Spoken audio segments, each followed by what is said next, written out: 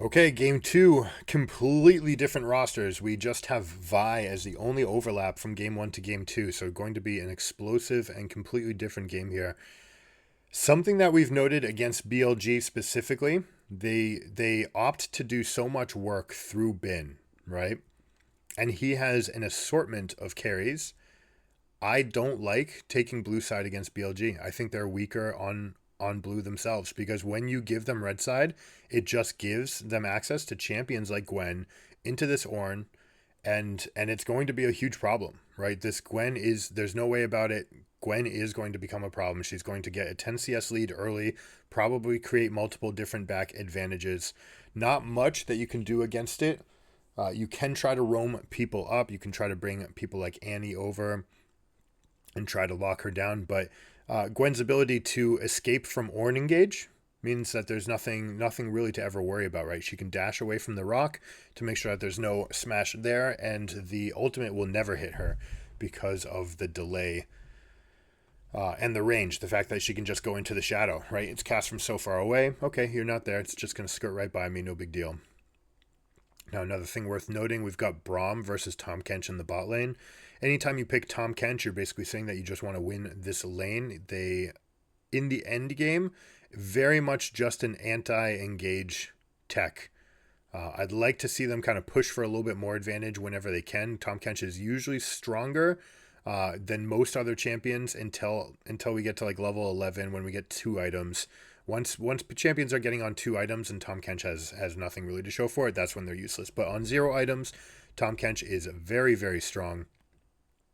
And so they're saying, hey, we want to take it to you. Even though you've got Braum on the bot lane, we can just take these fights. I am tanky enough, and we win these all-ins. Now, that being said, Vi much better at early levels than Wukong, so they may try to get something for themselves in this 2v2 if they know that Vi is going to the top lane. Yagao with beautiful spacing on Ahri, Foxfire to get those last hits, and skirting the range right there. Just incredible to see these guys work.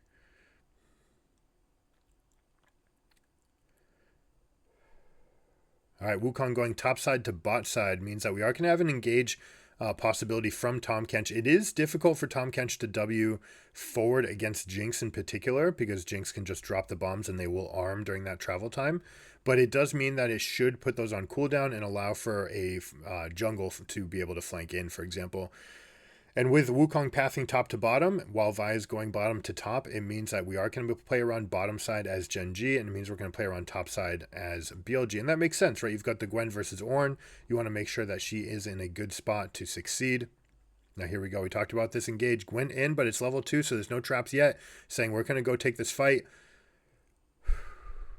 Opting to go ahead of the minion wave. They could actually kill this minion and probably both hit 3 off of it.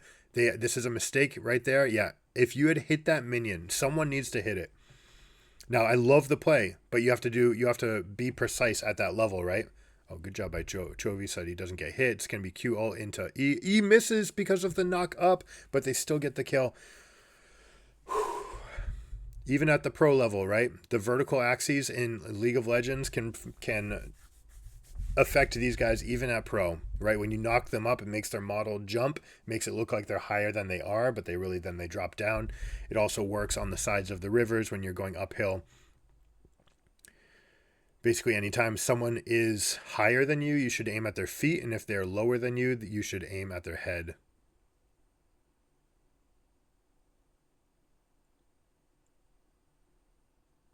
Bin just flexing in the lane here, just incredible right there. How strong specifically Gwen is into Ornn. We've seen a couple different options. We've even seen Nasus and Mordekaiser played into Ornn, but Gwen is just steady, deals so much damage, and with this leeching leer, she's going to be able to keep it up. So this is going to be a point of extreme strength for BLG. Bin being as good as he is. Also, shout out to this guy knowing how to handle a crowd, right? Get some fans while you're overseas, while you're international, speaking English to the fans, congratulating G2 on how well they played, right? Things like this. Not only is it avoiding putting bulletin board material for the enemy team, and sometimes it softens them up, right? This is something that happened in basketball games famously, Bill Russell and Wilt Chamberlain, some teammates credited Bill Russell saying like, yeah, you know, he would treat Wilt like his best friend, and he was his best friend, and he would continue to say like, hey, how's the wife, how's your kids during the game, and Wilt would just not break his hands going for a dunk as he had done before, right? Just dunking over someone so strong that it broke their wrist. And you just didn't get that animosity because you like the guy. Same thing, Tom Brady and Bill Belichick. You're playing against anyone, oh, that's a good player. Yeah, they work really hard. They've got a lot going for them. They've got nice designs and schemes, so we're gonna have to be prepared. You know, like those cliche answers are effective. They keep the animosity down. They don't give anyone something to dial up for. Michael Jordan used to use whatever he wanted to get up. Right, he could sharpen his sword on anything, and John Stockton was like, I just never gave him anything, but Brian Russell certainly did, and he's the guy who got clowned on that famous Game 6 game-winning shot. But anyways, we'll get back to League. We see the pressure there being afforded stepping up with GenG. Tom Kench moving up means you're always going to have prio with Tom Kench as you move into space, right? He can hop over these walls. He's so tanky at level 1. He's got these extra benefits when people are around. The thick skin value is doubled when you have champions nearby.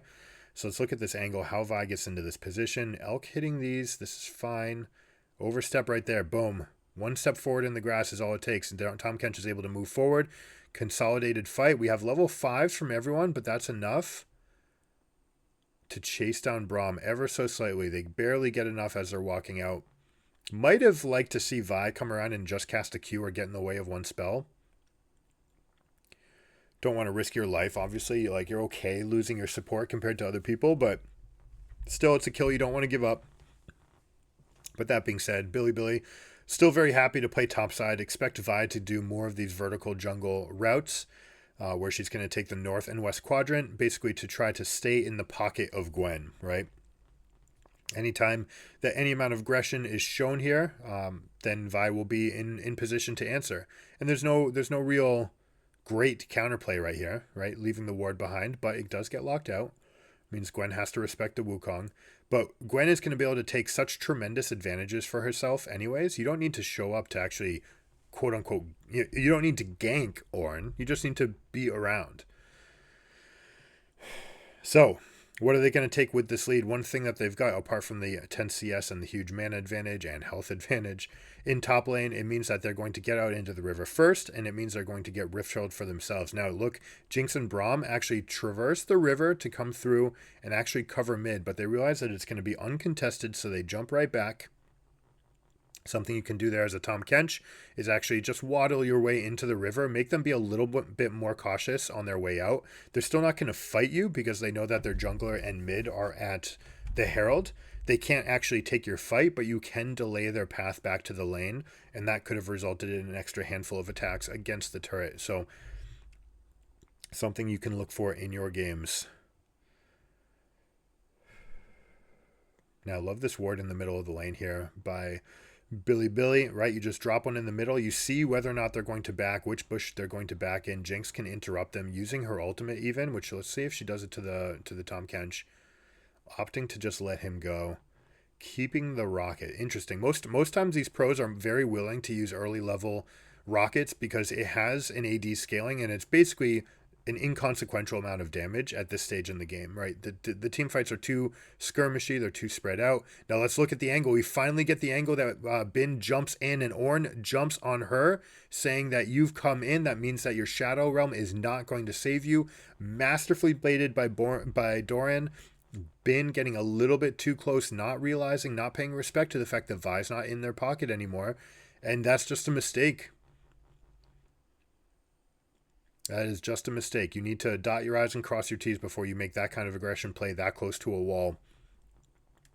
And one thing against you already, your you know where your jungler is. Whether or not you know where Wukong is, you know where the jungler is. And so Vi being on the bot side means you have no support. You're playing it so aggressively. Now, it is worth noting that level of aggression is also what got them a tremendous lead, right? So you can to an extent play very, very aggressively, saying, hey, even if they only answer me 1 out of 3 of these times, All right, just 1/3 of the time the jungler's in the vicinity.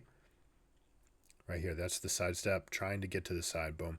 Even if 1 out of 3 times they're in the vicinity, and let's say they kill me half of those times, or maybe even more, the fact that I got an extra wave worth of advantage every single time that I did that adds up, right? And it can in the amalgam kind of create an advantage, Baus FFF style, where you're saying, yeah, okay, it's okay if I die here as long as I'm getting other advantages.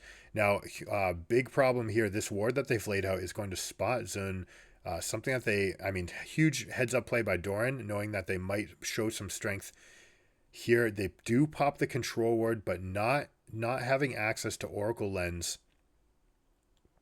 Wait, Oren, why did you do that? Okay, I know why you did that. Pause the video. Let me know if you can figure out why Oren put the control ward in that bush, despite knowing that Vi had stepped in. I'll give you guys a second. All right, so the reason you do that is to find out whether or not Vi has left.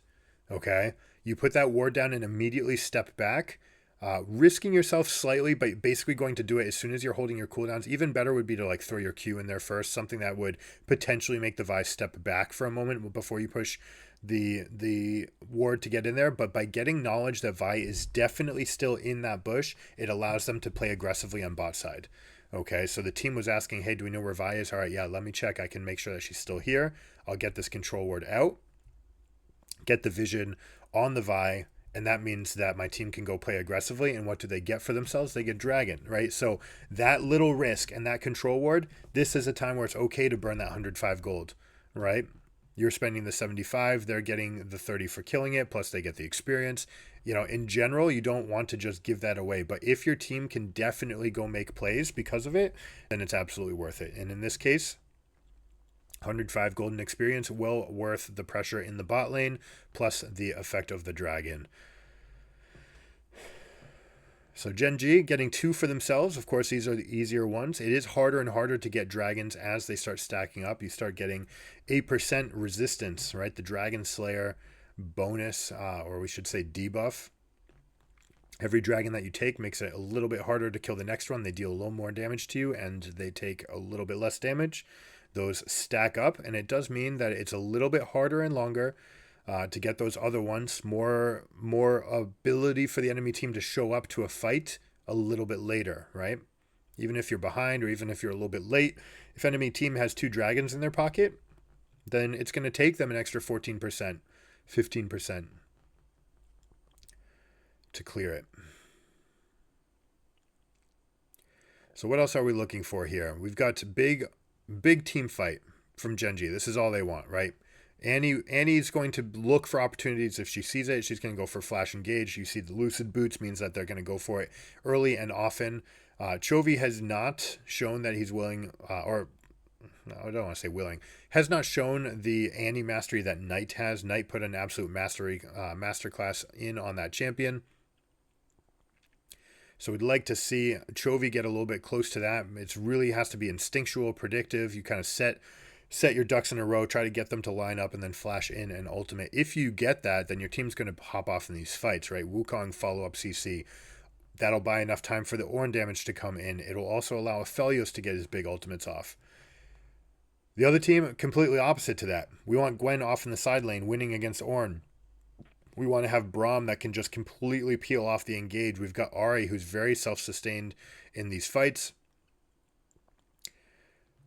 and who can be fine in these skirmishes. Now, this is the opportunity that you don't want. You reach forward for the play and you don't get it. It means that they are going to get a first kill on Braum, and this is the type of fight that GenG wants. Now, how strong is Gwen, though? This is the problem. Bin goes so far ahead of the team while the team is moving back.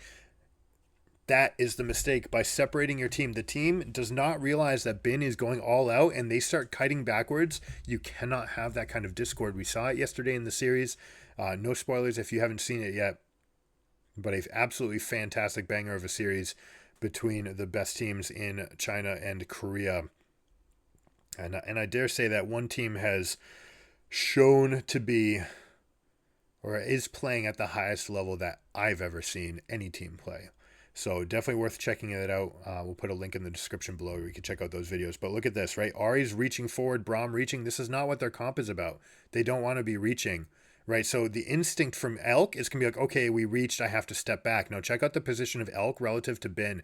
Yagao not dealing the maximum amount of damage, all stopping on front line. Right, and here we go. Zun peeling back, Yigao peeling back, Elk peeling back. Look, everyone's peeling back while Bin's trying to go in. If your whole team is actually willing to step up and get those kills, you get one of those kills, Jinx gets excited, and then maybe that's a different team fight. In fact, it definitely is.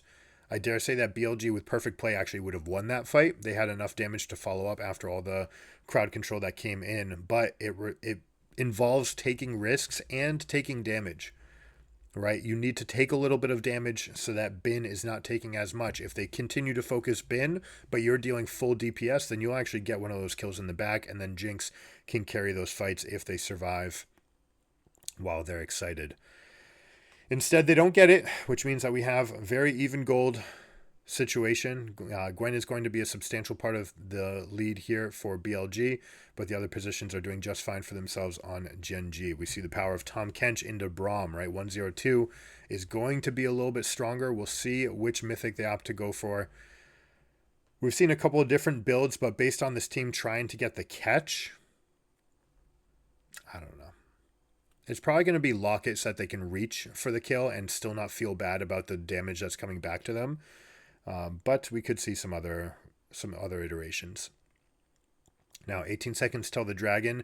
It is my favorite dragon in the game, Ocean, because it changes the map in a meaningful way where the vision toggles completely change, right? There's a lot of extra warding that needs to be done on this map and a lot more inferring that needs to be done. Specifically, Yagao, where she's stepping in right now on Ari, that bush allows you to house a ward that can go all the way, that can see everything on both sides or in the full circle of influence. Also, another ward that you want to get down is right outside here. So you want to get one outside the pit, because that ward, if it can survive, is going to be the most impactful ward you'll have in any game of any type anywhere, because it sees them. They don't know that it can be seen. The control ward, they have to lay an extra control ward if they want to take it away. You can step it to the side so that it's far enough where the sweeping Oracle's lens will not see it.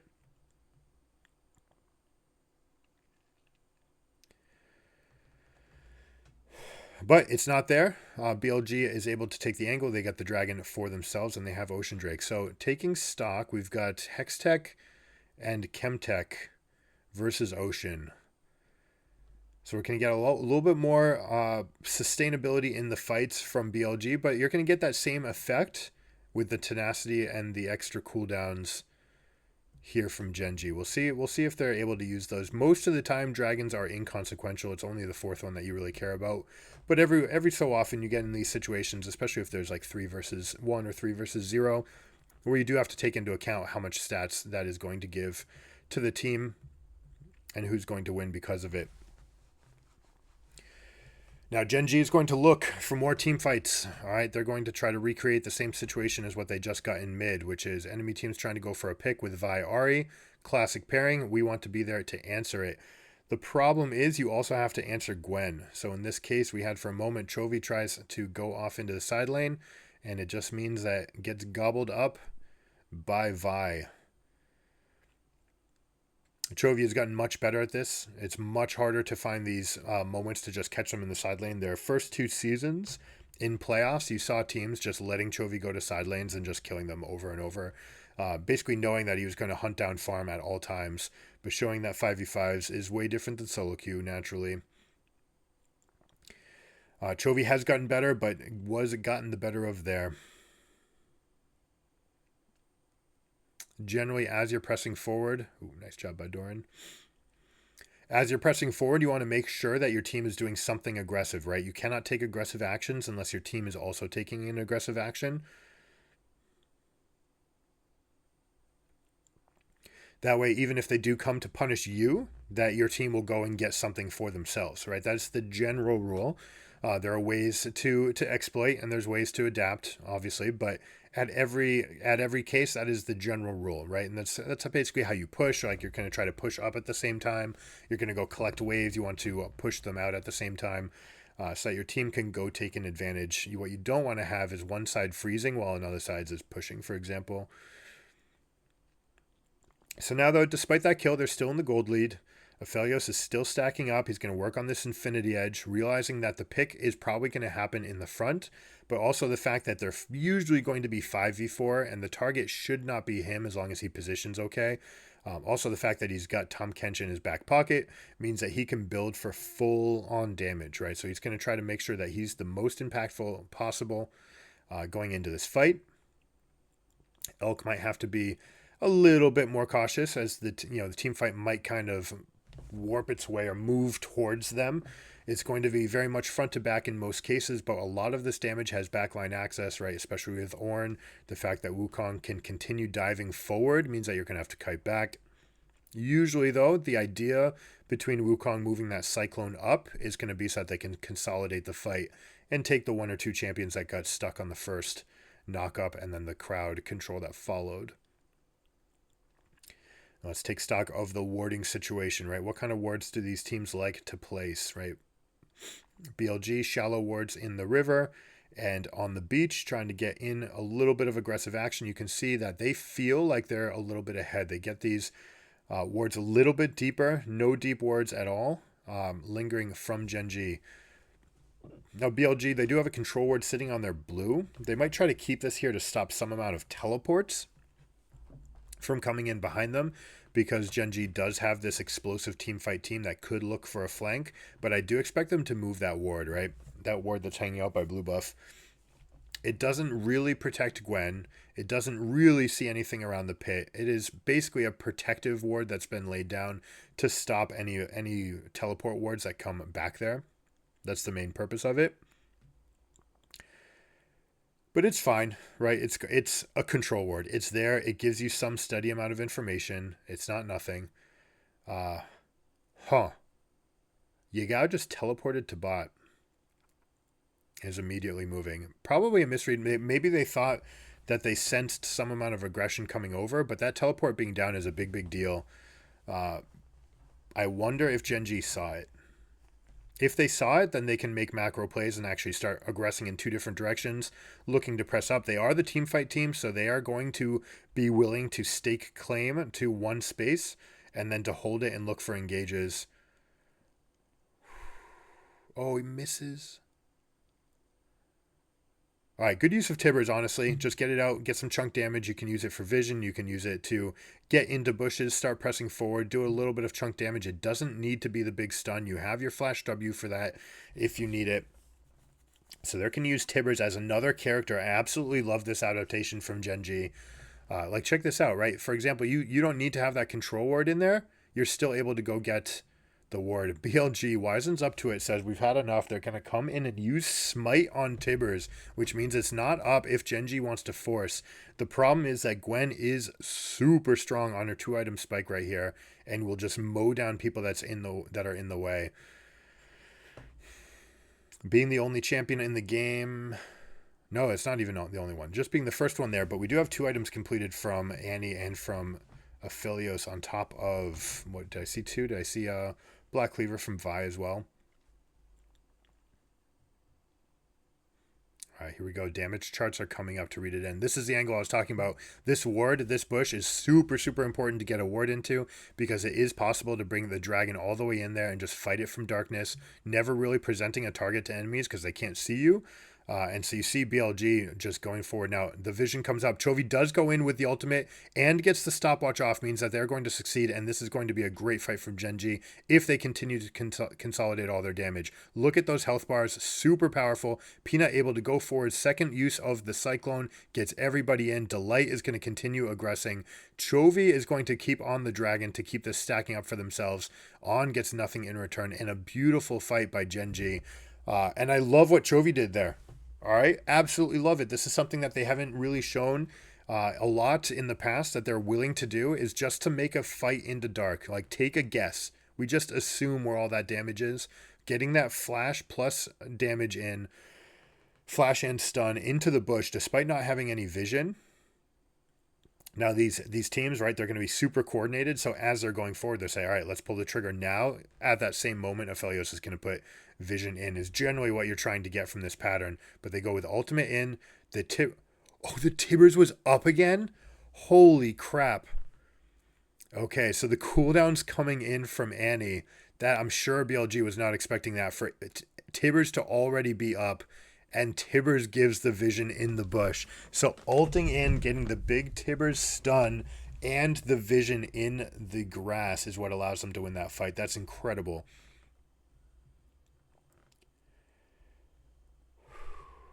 All right, so now well and truly on their way to the win, showing how difficult it is to pull off any kind of split push advantage. Bin hasn't really even tried. He's been taking this lead that was the 1v1 lead and trying to team fight with it, but just not really able to sustain through the damage that's coming in. Going with this very, very high damage build, right, with less sustain, less tankiness, means that they are getting mowed down in these fights and just caught up in all the crowd control that's going through. And GenG, showing the tried and true composition, so easy to play relative to champions that require so much cohesion and synergy, like the Gallios and the Kindreds that we've seen. Our job is easy. I flash engage. Everybody press my R button. Continue, right? Like this is their plan. It's a good plan. All right, ult to get on top of traps. There we go. They might actually catch Peanut off on this. They're going to use Vi ultimate to jump into the middle of the team. Tibbers pops in the middle. So Tibbers is actually dealing a tremendous amount of damage here. The locket comes out. How much continued damage? Pays able to dodge the super mega death rocket in the middle of the fight. But here's the strength of Bin. This is the kind of fight you want. Skirmishy, right? Diving in, finding one-on-one targets over and over and over. And BLG actually finds their pick because of the overstep by Peanut. Team was not ready for all their fights, does not get Cyclone. And because of that, the whole team needs to give up this entire fight. And the Baron, there's the power of Gwen, folks. Now she's going to continue going with this high damage build. Let's check this out. Peanut aggressing right there. Boom. Beautiful instinct there by Elk with the traps. And then on Braum, seeing that Wukong is going to get trapped there, uses the ultimate to make sure that they're locked up so that the traps will arm. Check out this dodge here. Flash and then sidestep. So incredible to see that in the heat of the battle. And then stopwatch in the face of Bin's damage, but it's not enough. Team is mowing down. If your AD carry is full evasive maneuvers, that means they're not dealing any of their damage. They're not carrying. Elk had the easier job there. Just walk forward, continue to deal damage. Beautifully played by Braum and by Elk, honestly, on Jinx. So they get themselves the Baron, the gold lead. They're going to have tremendous amount of pressure now, and especially with Gwen, they're going to be able to push down multiple turrets. Expect their goal to be 3 turrets with this Baron. They want to get both of these inners. They may try for a little bit more, but they do have to be careful. Ahri pushes out top wave and immediately teleports to the team, saying that they want to consolidate the forces quickly. They're moving into the south quadrant to try to get a little bit of vision for Gwen, but have they overstepped it all? Braum had to use the self shield on the W, and showing how tanky they are, holding through all that damage. Now Yagao steps up as Bin is moving into the 1v2 over here. So you've got a 3v3 and a 1v2. This is exactly what BLG want in the fight. They're isolating the Gwen on the side of the fight. Jinx's job is to step forward, take damage, and move forward. Continue to step up. Absolutely. Much better job by Elk there. Good to see in-game adaptations and seeing the Jinx actually playing aggressively in real time while Gwen steps up. The mistake that a lot of players make, and Elk made it earlier this game, was to step back and think that your job is to kite. But if you do that, that means enemy team would be able to consolidate on the Gwen. Because Jinx continues to step forward, it keeps pressure on their side. They can't just take all that damage while trying to reinforce on Gwen. Gwen rips apart the 1v2 while Jinx goes and deals all that AoE damage. So beautifully fought. Now, after those kills, I expected them to take a little bit more. They do take the inner turret mid and go back for the dragon. I can see why they're trying to do this. There's only 30 seconds left on the Baron. They're not going to get that much more play, but the extra 1,000 gold that you could have gotten from the bot lane inner turret also would have been super valuable, and you probably could have gotten back in time to get this dragon while not giving anything up, right? Baron's still 3 minutes away from spawning. Even if you get non-empowered recalls, you're going to be in more than enough time to reset yourself on the map. Nothing for enemy team to take. Could have pocketed an extra 1,000 gold for themselves. Instead, they get back on the map a little bit faster. All right, they get the empowered recall. And you're going to see a little lull state right now as people start resetting their battle lines, whether or not they're going to prioritize going after Baron or Dragon. They are syncopated by 1.5 minutes. So it would be a pretty long standoff, but one that BLG is very willing to do, right? Braum is the best support for any kind of 1-3-1 or 4-1 situation. You don't have the Ezreal or Zeri that you'd love to have, or even Xayah, someone with self-peel or high mobility that can escape while being in these long-term siege by themselves situations. But Gwen is an ultimate split pusher, right? She's going to be the alpha amongst alphas in this game state. She's going to be exceptionally strong. Finally going for a defensive item, going for Zhonya's. We mentioned it last cast as well. Not as good of a game, but just worth mentioning that most underrated item on Gwen, something like 4th item, Abyssal Mask. It's absolutely incredible. You're shredding all of their resistances. You're gaining resistances for yourself. You're spamming spells, so it's giving you all sorts of eternity. Passive procs. Just a very, very, very strong item that also gives you sustainability, right? It's just incredibly strong. But in this game, going for Zhonya's, going for Rabadon's, this is fine. The added effect of the Abyssal would be if there were definite 1v1s that would have more magic damage. In this case, you've got that. Ornn's profile you don't really care about because you're going to rip through him anyways. But it would help not making sure that Annie can't flash over a wall to burst you, for example. He's going to rely instead on play skill where you're going to have to react to a flash by casting stopwatch. And that can actually be kind of difficult if you're playing against something like Annie, where they might not blow their entire load early. They might go in, get the stopwatch, and then the team might wrap in on you. So that is something that GenG can try to look for. Now, check this out. Because the game is in a lull state, they're opting for this vertical axis, the 20th percentile. They're going up and they're controlling this and stepping forward into the turret. Now, the correct answer would be to push mid.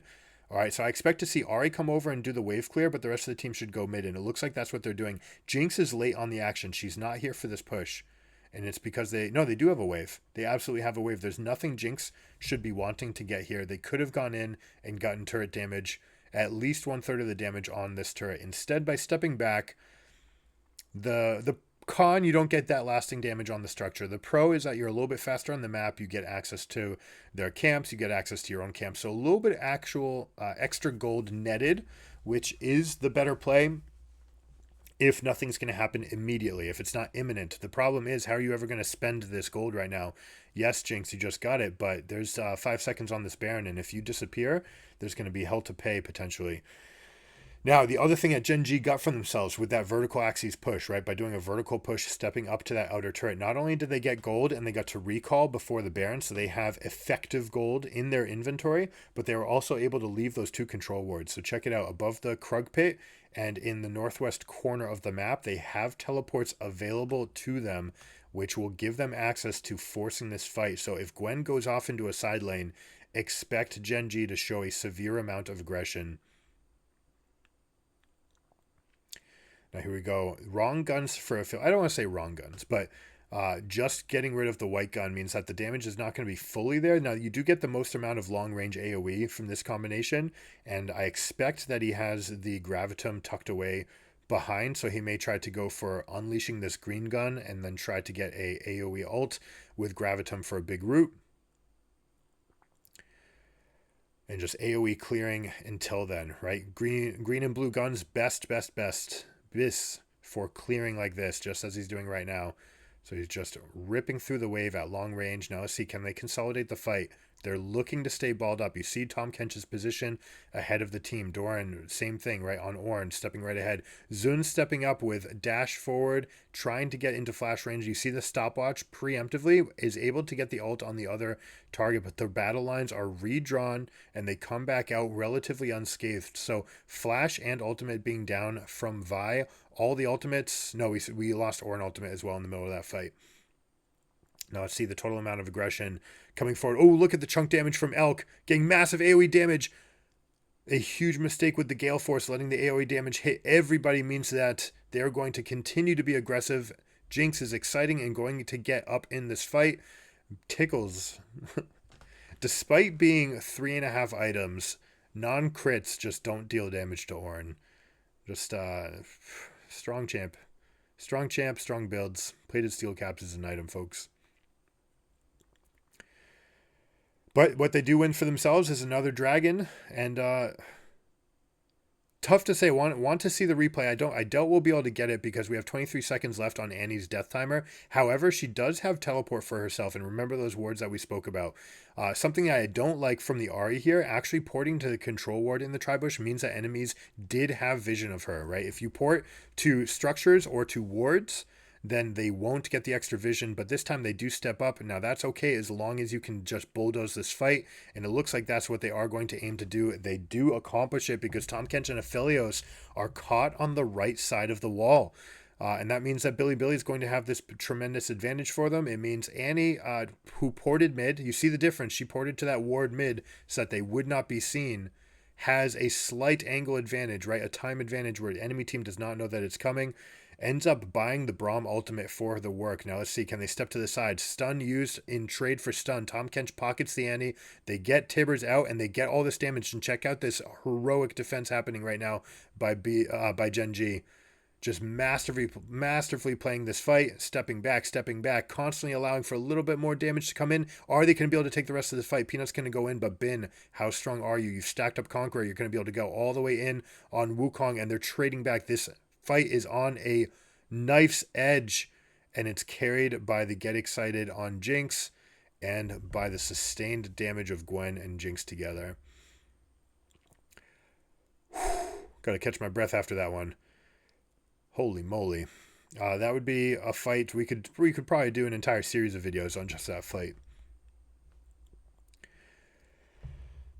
Now, good answer by Doran. Go get some rock for yourself. You know, break some bricks. Get on out. Now, the problem will be Gwen is the best one at hunting against them. Okay, I thought that he flashed in response because he disappeared. That would be so incredible to just have the timing down and see that Gwen is coming over the wall and flashing over, but ends up getting off to the other side, hiding behind the vision there. Beautifully done. Now check out this fight, right? Look at the battle lines. Look how they decide to come out. We got Ahri stepping out, an immediate stun from Annie. And Zun going forward as Elk is moving back, right? So we have that same kind of syncopation that we don't want in the team fights. That's what allows GenG to step forward. Now, this is the part that they don't want, right? Stepping, reaching for any amount of extra damage. Even if it's for the Braum here, they think they're super strong. They are. Now, let's see if it's a matter of execution right here. Gwen able to heal up off of the decoy. An unfortunate circumstance there. I didn't even see. Was that a backwards cast Q? It must have been from the Ahri. Having the wherewithal to turn around and cast that spell to the north to collect that kill. Absolutely incredible to see this level of detail in the team fighting. So good. So now, as we approach 70k, we're going to get full builds, all right? The problem for BLG, the bonus is obviously that you can have full build on your Jinx and on your Gwen, okay? Gwen is very close to Marilla Nomicon. That will be full build for her. Jinx is already full build. Yes, that's good news. The bad news is that if you don't end the game right now, enemy team is going to get stronger relative to you for the rest of the game, right? They are the Aphelios, and they are incomplete. They've got 4 items, not 5. You see the Ornn upgrades coming through for everybody. We did end up finding the locket from the Tahm Kench, and it looks like it's going to be Warmogs on the other half. Trying to step up and just be willing to take some amount of the chunk damage. I like this build from him. So if BLG is able to consolidate this lead with structures and actually turn it into something than I have promised for them. But check it out. We've got the locket being used, engage on the front side, look at the position, everyone's kiting back. We're going to see a re-establishing of lines of scrimmage here. No harm, no foul. Nothing is done. Actually, I shouldn't say that because they do get the mid inhibitor for themselves. But a pretty staunchy defense there by GenG. Only losing one inhibitor, still having access to the bot lane. The mid lane is the easiest one to defend. It's also the one that it's easiest to chew through supers on the way out. They come out faster. You can take them out faster, and it also just naturally puts you on the center of the map. So it is the least impactful inhibitor to have down. That said, if BLG wants to take an advantage with it, when you do have middle inhibitor down, what you can do in your split push comp is now you can put 4 people bottom and 1 person up top who has teleport. In this case, they don't have it on anybody. Ari needs to be with the team because the exhaust is not a spell that she can just dump to get access to her teleport again. She actually needs to have a target for the exhaust to have access to whatever is underneath or to go to the next one. She doesn't want to just use the spell book to get rid of it without using it. Generally, now let's check out this fight. They're setting up on Dragon. Good vision setup. We've got all the bushes on the flanks warded here by BLG as they set up. Now they're going to go. It looks like they're committing to it. GenG will be favored in a straight-on all-out fight despite being down. All right, it is the gold disadvantage that is going to make this even. Vi wins the fight, means that they get the soul, and now they're going to be tremendously favored in this fight. Jinx is going to carry the rest of this fight. Bin should be continue to move forward with the team. Doran trying to reposition, but it's not going to be enough. BLG is going to wipe this fight. And very well articulated for the position there and casting all their spells, getting everything in. BLG playing that masterfully. What I was going to say is if you do get in a prolonged game state, let's say the dragon weren't spawning yet, let's say we're another minute away, you can get Gwen into the top lane with teleport and 4 people in bottom. That way you've got supers pushing in one wave, you've got Gwen pushing in another, and you've got 4 people in the next. And how's the enemy team ever going to answer that? They'd have to try to force a fight. If they do, Gwen teleports, and then you'd have the supers pushing in mid to get substantial damage. Also, if they reach too far for the fight, you can just teleport to the minion wave and end the game. But beautifully done by BLG. 2-0 is their prize. We'll see them in game 3.